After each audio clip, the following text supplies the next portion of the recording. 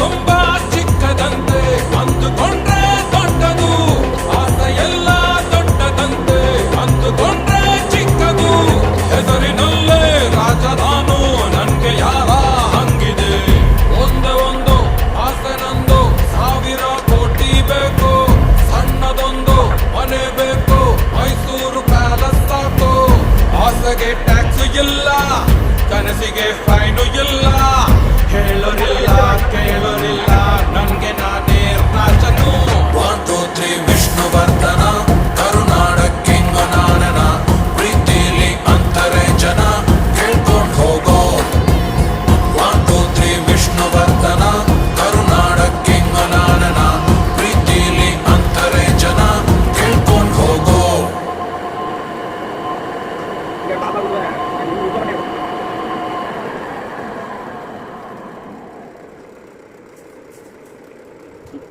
ನನ್ನ ಯಾಕಪ್ಪ ಹಿಡಿದ